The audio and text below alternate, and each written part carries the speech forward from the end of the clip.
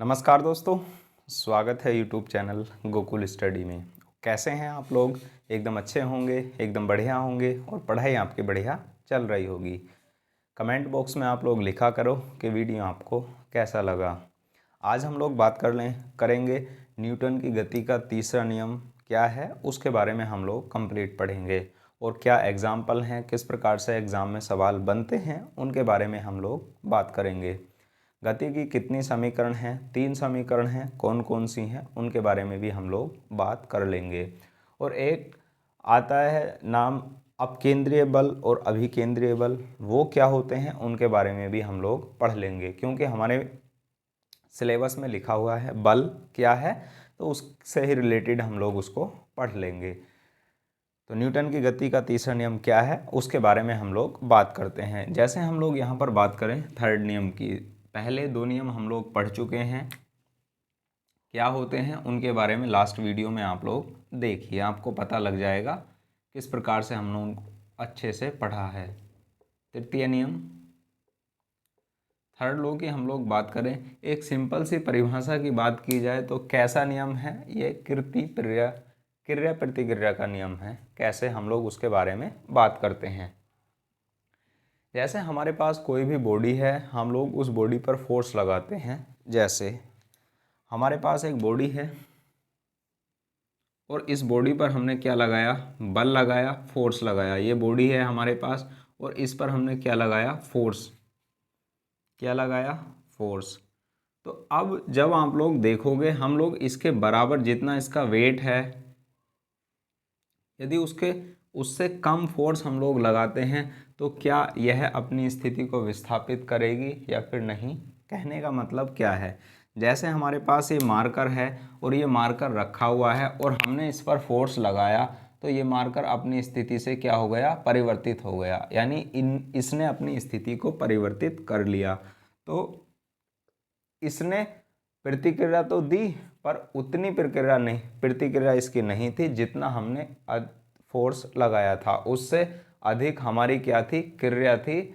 इसलिए इसकी प्रतिक्रिया कैसी थी? कम थी। तो यह है अपनी स्थिति से क्या हो गया? विस्थापित हो गया। जैसे हम लोग इसको बात करते हैं, ये हमारे पास कैसा है? 10 किलोग्राम की बॉडी है और हमने इस पर फोर्स लगाया, तो हमें इस पर जो फोर्स लगाना होगा, इसका वेट कितना हो जाएगा? इसका वेट हो जाएगा 10 किलोग्राम और हमारे पास ग्रेविटी भी यहाँ पर काम करती है। तो हमारे पास इसको वेट की हम लोग बात करें तो 100 न्यूटन वेट इसके अंदर हो जाएगा हमारे पास। अब हमारे पास यहाँ बात करें इसकी, तो 100 न्यूटन से अधिक हमें क्या लगाना पड़ेगा? इस पर फोर्स लगाना होगा, बल इससे लगाना होगा। इससे क्या हो जाए? हमारे पास क्या हो? यह अपनी स्थिति को विस्थापित कर दे। तो प्रत्येक वस्तु पर जब हम लोग कोई भी बल लगाते हैं तो वह अपनी प्रतिक्रिया देती है, और यदि हम लोग उस प्रतिक्रिया से अधिक बल लगा देते हैं तो वह वस्तु विस्थापित हो जाती है। और यदि हम लोग उसके बराबर नहीं लगा पाते तो कहने का मतलब होता है कि प्रतिक्रिया उसने अधिक दी हमें। जैसे हम लोग बोर्ड की ही बात करते हैं, इस बोर्ड पर यदि मैं बाहर से कोई भी फोर्स लगाता हूँ तो इसकी प्रतिक्रिया मेरे फोर्स लगाने से कितनी है? वो अधिक है। तो प्रत्येक वस्तु क्या होती है? बराबर और विपरीत क्या लगाती है? एक दूसरे के क्रिया करती है। कहने का मतलब हुआ, जैसे हमारे पास हमने यहाँ से बल लगाया तो इस बॉडी के द्वारा भी विपरीत दिशा में ही बल लगाया गया इसके द्वारा, ताकि यह विस्थापित ना हो। जैसे हम लोग बात करते हैं कि किसी बॉडी पर हम लोग बल लगाते हैं तो वह विरोध करती है, वो विरोध ही प्रतिक्रिया होती है। अब हम लोग यहाँ बात करते हैं क्रिया प्रतिक्रिया का नियम है तीसरा हमारा न्यूटन की गति का। तो किसी भी बॉडी पर यदि बल लगाया जाता है तो वह प्रतिक्रिया देती है और बराबर और उतना ही विपरीत दिशा में क्या करती है? प्रतिक्रिया देती है। यह नियम क्या है? न्यूटन की गति का तीसरा नियम है। तो हम लोग परिभाषा में इसकी बात करते हैं। यदि किसी पिंड पर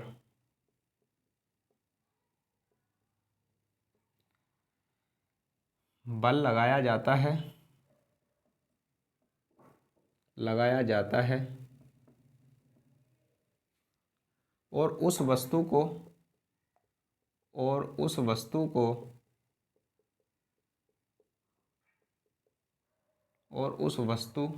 को विस्थापित करने पर उस वस्तु के द्वारा भी बराबर और विपरीत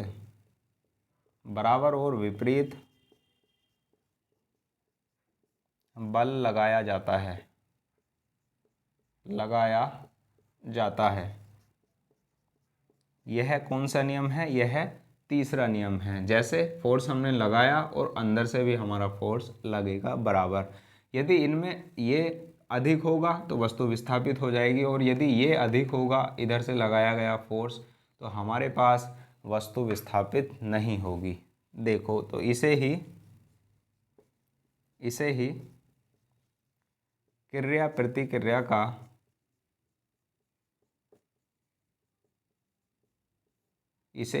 प्रतिक्रिया का नियम कहते हैं। यह कौन सा नियम है? ये तीसरा नियम है। अब हम लोग यहाँ पर बात करते हैं, जैसे हम एग्जाम्पल की बात करते हैं कि कौन से एग्जाम्पल इसमें शामिल होंगे। जब कोई एक नाविक किनारे पर नाव को लेकर के आ जाता है, तो वह किनारे पर जब वह उतरता है, तो जब उतरते समय नाव के द्वारा, ये हमारे पास जल है और ये किनारे पर खड़ी हुई क्या है? नाव है। ये घाट यानी तट पर लगी हुई नाव है।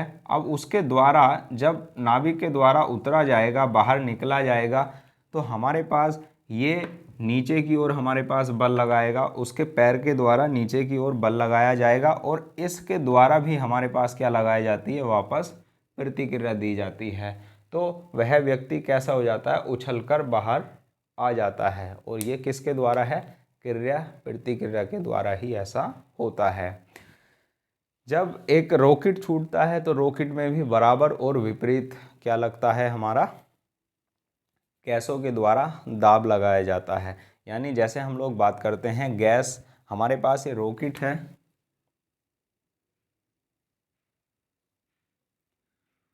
रॉकेट के बाद जो भी हमारी ये गैस निकलती हैं, तो ये गैस क्या करती हैं? नीचे की ओर विपरीत दिशा में क्या लगाती हैं? हमारे पास दाब लगाती हैं। तो नीचे के द्वारा जो दाब लगता है, तो रॉकेट हमारा कहाँ जाता है? ऊपर की ओर। तो ये कैसा हुआ है? विपरीत दिशा में लगाया गया बल है, बराबर और विपरीत दिशा में लगाया गया दाब है। किसके द्वारा? गैसों के द्वारा। और कौन सा नियम ही है ये? क्रिया प्रतिक्रिया का नियम है। स्क्रीनशॉट लो आप लोग इसका, फिर हम लोग इसके एग्जाम्पल लिख लेते हैं। और क्या है इसके एग्जाम्पल? सड़क पर चलना भी इसका एग्जाम्पल है, यानी क्रिया प्रतिक्रिया का।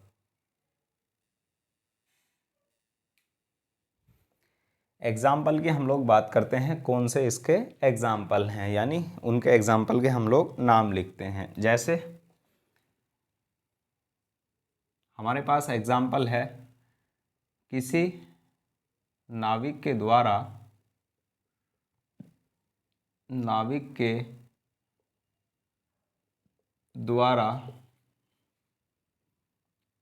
नाव से तट पर बाहर निकलते समय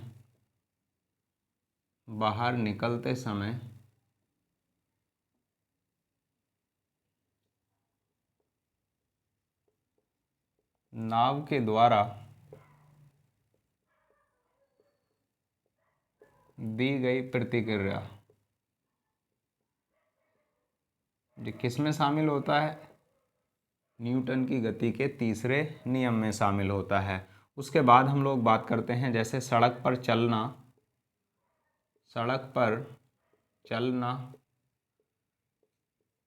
वहाँ पर जैसे हमारे पास फ्रिक्शन तो काम करता ही है, घर्षण तो काम करता है, पर उसके द्वारा भी प्रतिक्रिया लगाई जाती है। जैसे हम लोग यहाँ पर बात करते हैं, ये पैर है तो जब हम लोग पैर उठाते हैं तो ये पैर क्या होता है, जब वापस जाता है तो इसके द्वारा जो भी पीछे लगाया गया हमारे पास क्या है, ये वापस विपरीत दिशा में क्या लगाया जाता है, क्रिया लगाई जाती है, और सतह के द्वारा क्या की जाती है, प्रतिक्रिया दी जाती है। जैसे हम लोग पैर रखते हैं तो पैर से हम लोग इसको पीछे की धकेलने की कोशिश करते हैं नीचे की ज़मीन को, पर नीचे की प्रतिक्रिया अधिक होती है तो हमारा पैर क्या हो जाता है, आगे की ओर बढ़ जाता है। तो किस में शामिल होता है, सड़क पर चलना न्यूटन की गति के तीसरे नियम में शामिल होता है। और उसके बाद हम लोग यहाँ पर बात करते हैं रॉकेट का छूटना। जो अभी मैंने आपके लिए गैस किस प्रकार से निकलती है, तो बराबर और विपरीत दिशा में प्रतिक्रिया होती है। उसके बाद हम लोग यहाँ पर बात करते हैं तो हमारे पास जैसे बंदूक से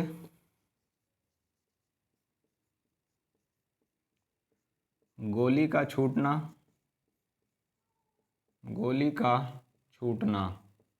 वहाँ पर आपने देखा होगा जब गोली जाती है तो विपरीत भी लगाती है हमारे पास क्रिया, पर वहाँ बंदूक की प्रतिक्रिया अधिक हो जाती है जिस कारण से हमारी क्या हो जाती है, गोली आगे की ओर चली जाती है, फिर भी हमें झटका महसूस होता है। इस बात को भी आप लोग याद रखना। पर हमारा ये किस में एग्जाम्पल शामिल होता है, न्यूटन की गति के तीसरे नियम में यह है हमारा एग्जाम्पल शामिल होता है। और उसके बाद हम लोग यहाँ पर बात करें, सूर्य और पृथ्वी एक दूसरे के चक्कर लगाती हैं, वहाँ भी एक दूसरे के द्वारा क्या लगाई जाती है, प्रतिक्रिया दी जाती है। इस बात को भी आप लोग याद रखना। सूर्य तथा पृथ्वी का चक्कर लगाना, ये किस में शामिल होता है, ये भी क्रिया प्रतिक्रिया में ही शामिल होता है। इस बात को आप लोग याद रखना। और बाकी हमारे एग्जाम्पल इसमें शामिल होते हैं। यहाँ पर कुछ भी दे सकता है, रॉकेट के साथ जेट प्लेन दे सकता है, तो वहाँ से कोई भी शब्दावली दे, वहाँ आप लोग इसको समझ सकते हैं और आसानी से इनको कर सकते हैं। एग्जाम्पल वहाँ पर पूछता है तो एग्जाम्पल में आप लोग अपना जवाब दे सकते हैं कि वहाँ पूछेगा न्यूटन की गति के तीसरे नियम से संबंधित कौन सा कथन गलत है या फिर सही है, तो उसको आप लोग सेलेक्ट कर सकते हैं। अब हम लोग बात करते हैं गति की समीकरण की। कौन सी समीकरण हैं जो सीधे भी पूछ ली जाती हैं। स्क्रीनशॉट लो आप लोग इसका, फिर हम लोग उन तीनों समीकरण की बात करते हैं।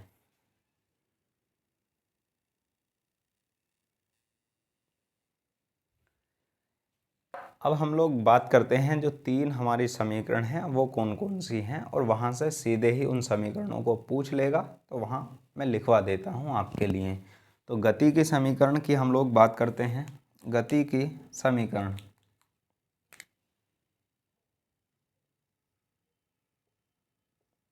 न्यूटन की गति की समीकरण, तीन समीकरण हैं और कौन कौन सी हैं उसके बारे में हम लोग बात करते हैं। समीकरण कौन कौन सी हैं, एक तो हमारे पास है v बराबर u प्लस ए टी। ये कहाँ से आई अभी आपको पता लगने वाला है। s बराबर U T plus half A T square. और तीसरे समीकरण की हम लोग बात करते हैं v स्क्वायर बराबर यू स्क्वायर प्लस 2as। ये हमारी तीन समीकरण हैं।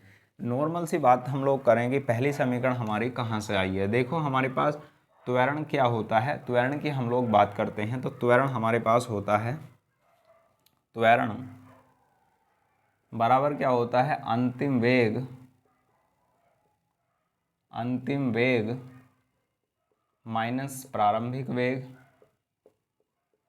बटे हमारे पास क्या है, समय। त्वरण को हम लोग किससे डिनोट करते हैं, ए से, और हम लोग अंतिम वेग को किससे डिनोट करेंगे, हम लोग अंतिम वेग को v से डिनोट करेंगे। उसके बाद प्रारंभिक वेग को u से डिनोट करेंगे और हमारे पास क्या है, समय t है। अब हम लोग यहाँ पर बात करें तो इसको a t की मल्टीप्लाई इधर हो जाएगी और हमारे पास v माइनस यू बचेगा। v को हम लोग u को हम लोग कहाँ पर ले जाएंगे, दूसरी ओर, तो v बराबर u प्लस ए टी। तो कौन सी समीकरण है, ये हमारे पास त्वरण वाली ही समीकरण है जो पहले हमारी प्रयोग की जाती है। बाकी ये कहाँ से आया कोई भी ज़रूरत है नहीं आपको जानने की, फिर भी मैंने कोशिश की है आपको बताने की। तो आप लोग इसको ये इस प्रकार लिख भी सकते हैं। और यहाँ पर हम लोग बात करें कि हमारे पास पहली समीकरण में कौन कौन सी टर्म्स दी गई हैं, तो ये v क्या है हमारे पास, v है अंतिम वेग और हमारे पास u क्या है, u है प्रारंभिक वेग, प्रारंभिक वेग, और a क्या है हमारे पास, त्वरण, और t क्या है हमारे पास, समय यानी कि टाइम। और उसके बाद हम लोग बात करते हैं, ये तो एक्सेलरेशन है, ये टाइम है, ये इनिशियल वेलोसिटी है और ये फाइनल वेलोसिटी है। उसके बाद हम लोग s की बात करें तो s हमारे पास डिस्टेंस है या फिर दूरी है या फिर इसको हम लोग बोलते हैं डिस्प्लेसमेंट या विस्थापन। उसके बाद ऐसी कोई हमारे पास टर्म्स नहीं है जो इन पांचों टर्म्स से अलग हो। ये तीन समीकरण हैं हमारे, सीधे ही आपसे पूछ ली जाती हैं कि v बराबर u माइनस ए टी होता है या v बराबर u प्लस ए टी होता है या v बराबर u प्लस ए टी का स्क्वायर होता है। इस प्रकार से वहाँ पर लिख देगा तो आपको एक सही कौन सी है उसको सेलेक्ट करने के लिए कह सकता है। तो हमारे पास पहली है v बराबर u प्लस ए टी और दूसरी है s बराबर U T plus half A T square और तीसरी समीकरण है v स्क्वायर बराबर यू स्क्वायर प्लस 2as जो आपके सामने लिखी हुई हैं। इनका आप लोग स्क्रीनशॉट ले सकते हैं। अब हम लोग बात कर लेते हैं अपकेंद्री बल की और अभिकेंद्रीय बल की क्या हैं और कैसे हमारे वहाँ से सवाल बनते हैं, क्योंकि बल पॉइंट लिखा हुआ है हमारे पास एक, तो उससे भी रिलेटेड पूछ सकता है। वैसे मुझको पहले वो बताना चाहिए था पर मैं इसके साथ ही बता रहा हूँ, कोई ऐसी बात उसको है नहीं। स्क्रीनशॉट लो आप लोग इसका।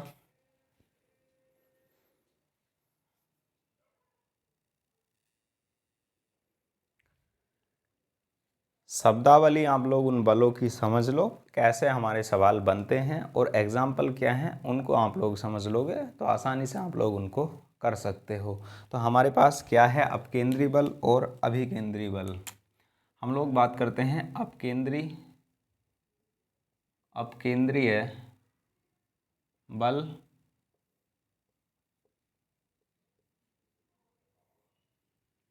इसको हम बोलते हैं सेंट्रीफ्यूगल फोर्स।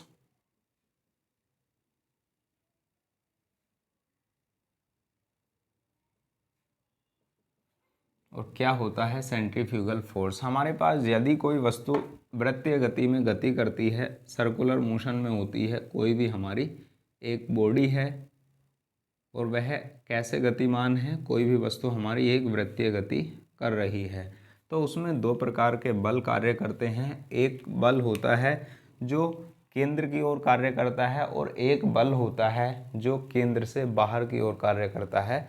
जब हम लोग किसी एक वृत्तीय पथ पर गति करते हैं तो उसमें दो प्रकार के बल कार्य करते हैं, एक तो केंद्र के अंदर की ओर और एक केंद्र से बाहर की ओर। अब हम लोग यहाँ पर बात करते हैं जो केंद्र से अंदर की ओर है बल, उसको हम लोग क्या बोलते हैं, और जो केंद्र से बाहर की ओर कार्य करता है उसको हम लोग क्या कहते हैं। तो इसमें दो प्रकार के बल कार्य करते हैं, एक तो हमारा कौन सा बल होता है, केंद्र की ओर लगने वाला बल, और दूसरा बल हमारे पास कौन सा होता है, दूसरा बल हमारे पास होता है जो केंद्र से बाहर की ओर लगता है, केंद्र से बाहर की ओर लगने वाला बल। अब हमारे पास जो केंद्र से अंदर की ओर कार्य करता है उस बल को हम लोग बोलते हैं अभिकेंद्रीय बल। जो केंद्र से अंदर की ओर कार्य करता है, केंद्र के अंदर की ओर कार्य करता है, उसको हम बोलते हैं अभिकेंद्रीय बल। जो केंद्र से बाहर की ओर कार्य करता है उसको हम लोग क्या बोलते हैं, अपकेंद्रीय बल। तो हमारे पास जो लिखी हुई है हेडिंग वो कौन सी है, अपकेंद्रीय बल की है।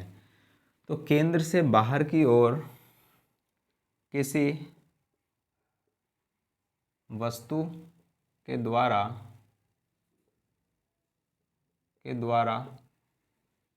वृत्तीय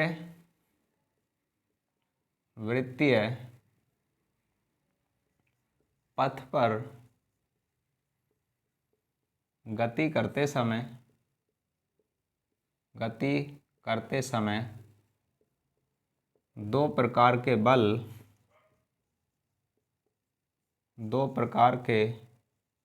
बल उस पर कार्य करते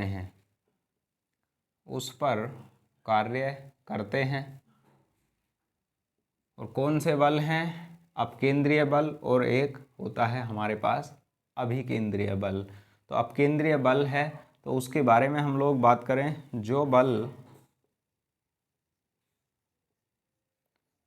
केंद्र से बाहर की ओर कार्य करता है, केंद्र से बाहर की ओर कार्य करता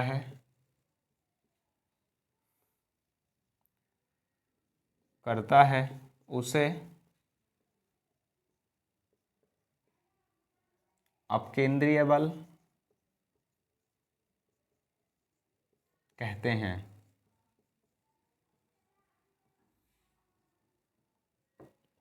और जो बल, दूसरी हेडिंग यहीं पर आप लोग लिख लेंगे अभिकेंद्रीय बल को समझने के लिए। अभिकेंद्रीय बल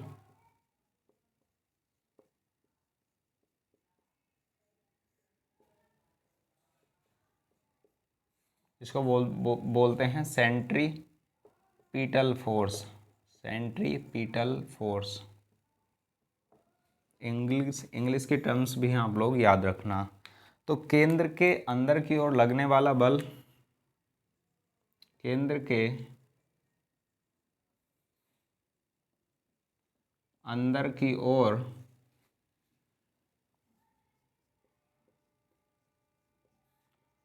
लगने वाला बल क्या कहलाता है? अभिकेंद्रीय बल, सेंट्रीपिटल फोर्स कहलाता है। अभिकेंद्रीय बल कहलाता है। इस बात को आप लोग याद रखना।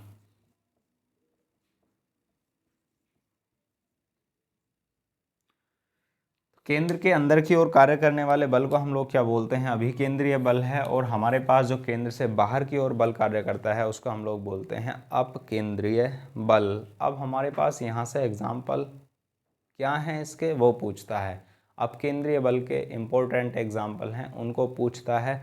तो अपकेंद्रीय बल के एग्जाम्पल हैं, जैसे हमारे पास मक्खन होता है या फिर हमारे पास जो दही होती है, तो उससे मक्खन को हम लोग अलग करते हैं। वो किस बल के कारण होता है? तो वह अपकेंद्रीय बल के कारण होता है। वॉशिंग मशीन जो होती है उसमें जो कपड़े डाल देते हैं और पानी में, और उसके बाद जो भी हम लोग उसको चला देते हैं मोटर को, तो हमारे पास जो भी उस मोटर के द्वारा बल लगता है उसके अंदर वॉशिंग मशीन में, तो वो कौन सा बल होता है? वह अपकेंद्रीय बल होता है, जो केंद्र से बाहर की ओर कार्य करता है। और जो हमारे पास वाटर पंप होते हैं वो भी किस सिद्धांत पर कार्य करते हैं? हमारे अपकेंद्रीय बल के सिद्धांत पर ही कार्य करते हैं। जो वाटर पंप होते हैं, जिनको हम वो लोग बोलते हैं सेंट्रीफ्यूगल पंप, वो किस सिद्धांत पर कार्य करते हैं? अपकेंद्रीय बल के सिद्धांत पर कार्य करते हैं। और हमारे पास जैसे एक आपने सुना होगा मौत का कुआं जिसको हम लोग बोलते हैं, उसमें किस सिद्धांत, कौन सा बल लगता है? तो वहाँ अभिकेंद्रीय बल या फिर सेंट्रीपिटल फोर्स लगता है। उसको आप लोग याद रखना। नाम मैं आपके लिए लिखवा देता हूँ, स्क्रीनशॉट आप लोग इसका पहले ले लो।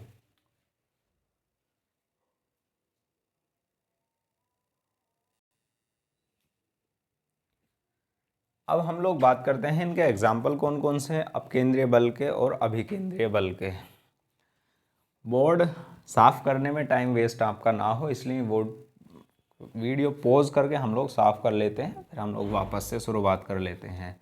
तो हम लोग बात करते हैं किसके? अपकेंद्रीय बल के उदाहरण के। अपकेंद्रीय बल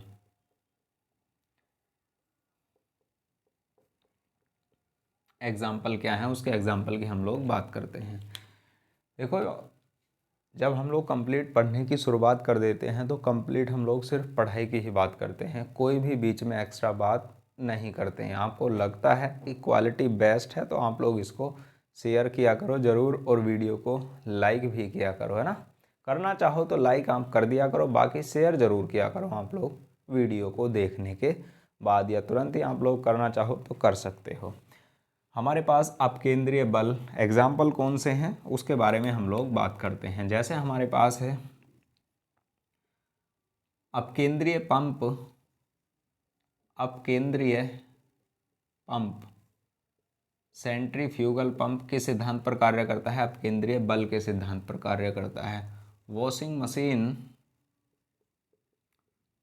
मशीन किस सिद्धांत पर कार्य करती है? हमारे अपकेंद्रीय बल के सिद्धांत पर कार्य करती है। दही से मक्खन का अलग करना, दही से मक्खन का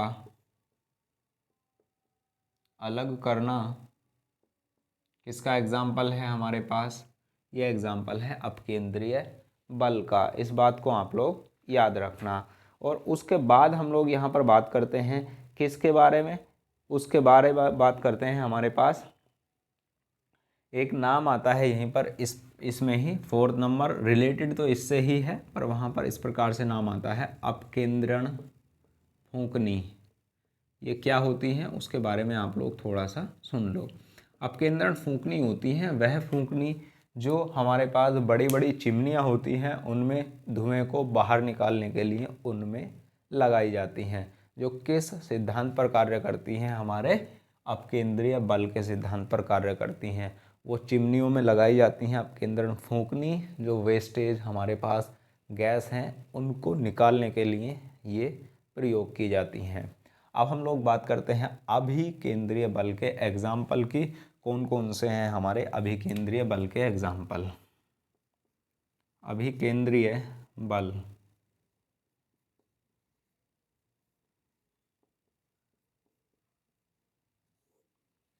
अभिकेंद्रीय बल की हम लोग बात करते हैं तो सबसे पहला हमारे पास मोस्ट और इम्पोर्टेंट है, जब कोई कार सड़क पर मुड़ती है तो उसके द्वारा केंद्र की ओर जो बल लगता है वो कौन सा बल लगता है? अभिकेंद्रीय बल। सड़क पर कार का मुड़ना, कार का मुड़ना किसका एग्जाम्पल है हमारा? ये अभिकेंद्रीय बल का एग्जाम्पल है। दूसरा है परमाणु में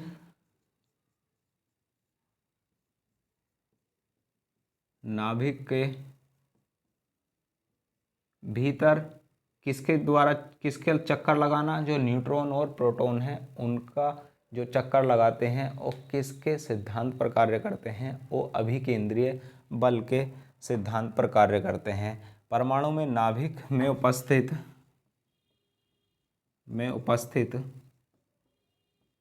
न्यूट्रॉनों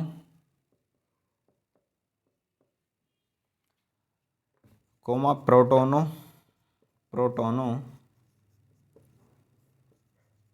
की गति के भीतर कौन सा बल कार्य करता है? हमारा अभिकेंद्रीय बल कार्य करता है। इस बात को आप लोग याद रखना, या इसको हम लोग बोलते हैं परमाणु में वृत्तीय गति। परमाणु में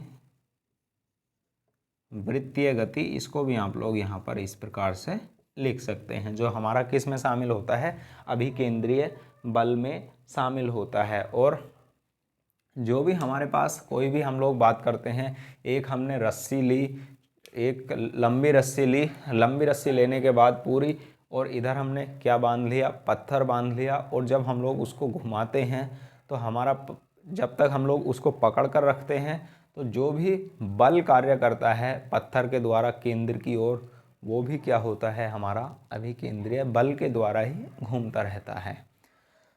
तो डोरी से पत्थर का यहाँ पर लिखना, डोरी से बंधे पत्थर का, डोरी से बंधे पत्थर का केंद्र की ओर लगने वाला बल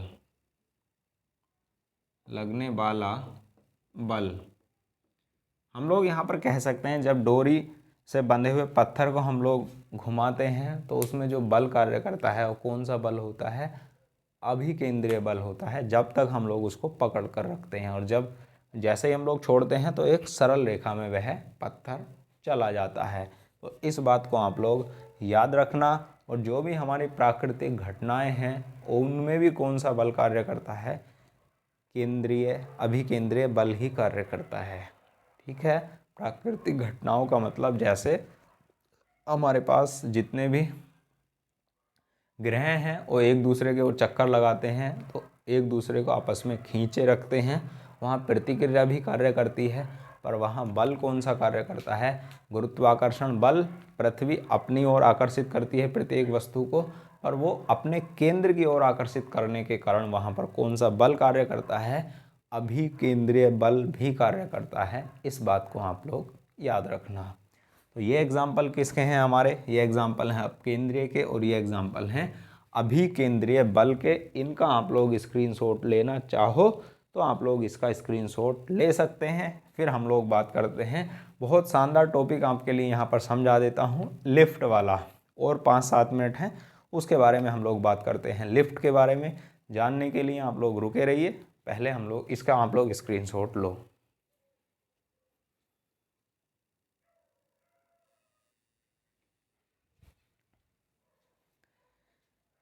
लिफ्ट की गतियों को हम लोग समझते हैं। लिफ्ट में किस प्रकार से क्वेश्चन बनते हैं, क्योंकि वहाँ पर पूछ लेता है, लिखा हुआ तो सीधे तौर पर टॉपिक है नहीं, पर इनडायरेक्ट तौर पर लिफ्ट से रिलेटेड सवाल हमसे पूछ सकता है, तो वहाँ पर हम लोग बात करते हैं। देखो, यदि हम लोग लिफ्ट की बात करते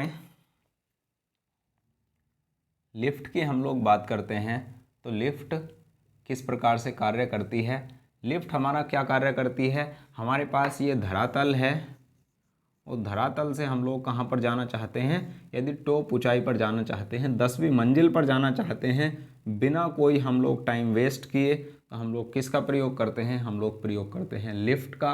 और लिफ्ट हमारे पास क्या करती है? हमारा सहारा देने के लिए कार्य करती है लिफ्ट। उसका हम लोग बोलते हैं, लिफ्ट का मतलब ही होता है सहारा देना। तो सहारा देना, धरातल से हम लोग टॉप पर चले गए और टॉप से हम लोग कहाँ पर आ गए? बॉटम पर या नीचे आ गए। तो हम लोग बिना टाइम वेस्ट किए बहुत कम समय में हम लोग कहाँ पर आ जाते हैं? धरातल से ऊपर आ जाते हैं, और ऊपर से हम लोग कहाँ आ जाते हैं? नीचे। तो ये हमारे पास क्या कार्य होता है? ये किसका कार्य होता है? ये लिफ्ट का कार्य होता है। अब वहाँ पर उसमें बैठे हुए व्यक्ति की स्थिति से रिलेटेड हमारे सवाल पूछे जाते हैं। कैसे सवाल रिलेटेड पूछते हैं? ध्यान से आप लोग उन सवालों को सुनना। पहला सवाल हमारे पास बनता है, जब लिफ्ट एक समान वेग से ऊपर की ओर जाती है तो उसमें बैठे हुए व्यक्ति का भार क्या परिवर्तित होगा? उसमें कोई परिवर्तन होगा, या घटता हुआ महसूस होगा, या बढ़ता हुआ महसूस होगा, या फिर शून्य महसूस होगा? ध्यान से आप लोग इन शब्दावलियों को समझना। पहली कंडीशन लिखी हुई है, हमारे पास एक लिफ्ट एक समान वेग से ऊपर की ओर गतिमान है तो उसमें बैठे हुए व्यक्ति का भार कैसा महसूस होगा उसको? एक समान, घटता हुआ, बढ़ता हुआ, या फिर शून्य? ऐसी कई शब्दावली मैं लिखूंगा आपके लिए, उनको आप लोग समझना। पहली शब्दावली क्या है हमारे पास? जब लिफ्ट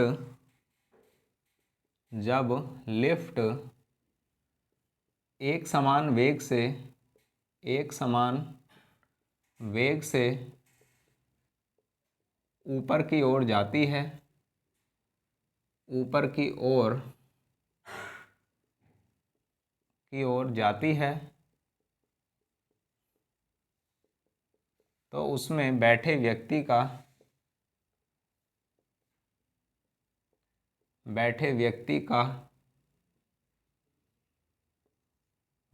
का भार एक समान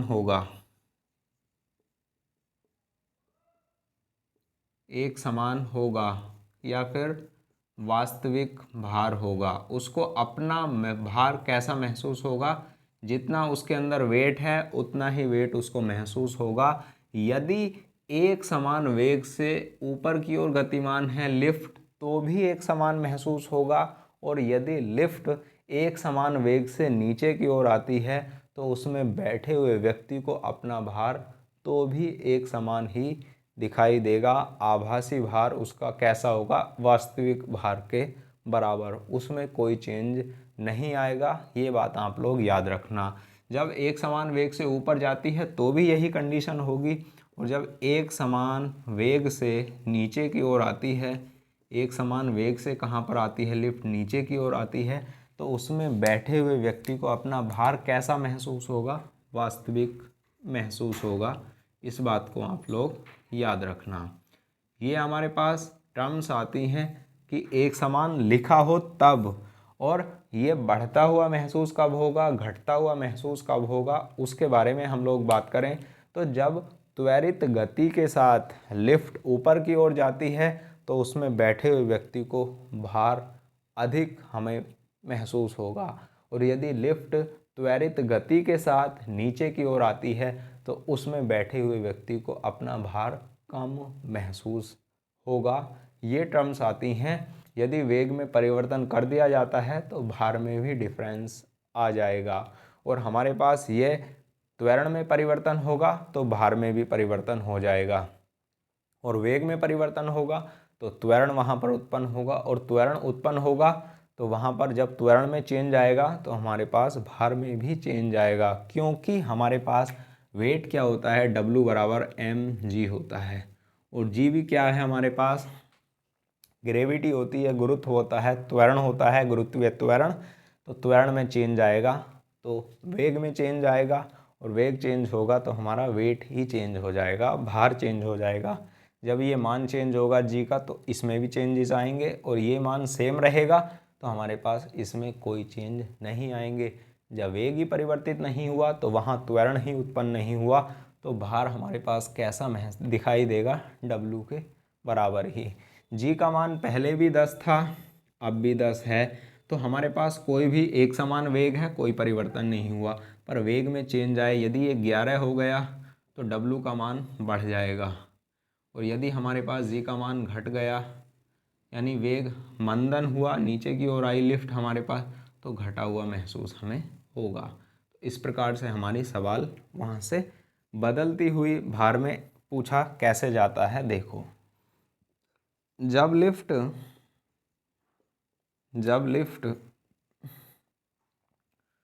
त्वरित गति के साथ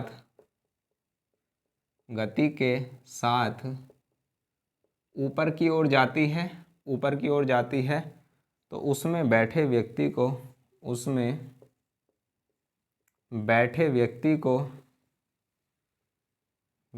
को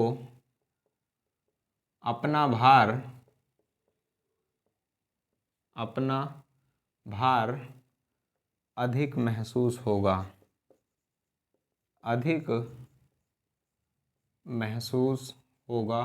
ये बात आप लोग याद रखना। और यदि लिफ्ट त्वरित गति के साथ, ये शब्द आप लोग याद रखना। यदि आप लोग इन शब्दों को नहीं रखोगे, त्वरित गति को या एक समान गति को, तो आप लोग सवाल नहीं कर पाओगे। इस बात को भी ध्यान रखना है कि उसने पूछा क्या है, एक समान वेग दिया है या फिर त्वरित गति दी है, उसको आप लोग याद रखना। ये पॉइंट आपको याद रखने हैं। नीचे ऊपर जाने की कंडीशन में वहाँ एक समान दिया है या फिर त्वरित गति दी गई है, उनके बारे में आपको याद रखना है। तो त्वरित गति के साथ हमारे पास लिफ्ट कहाँ जाती है? नीचे की ओर आती है, तो उसमें बैठे व्यक्ति को अपना भार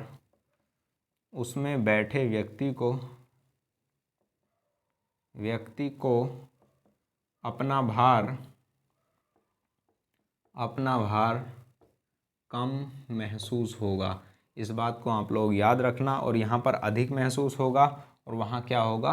कम महसूस होगा। इस बात को आप लोग नोट कर लेना जो आप यहाँ पर लिखी हुई है। और एक शब्दावली आप लोग खुद लिखना, उसको मैं बता ही देता हूँ आपके लिए।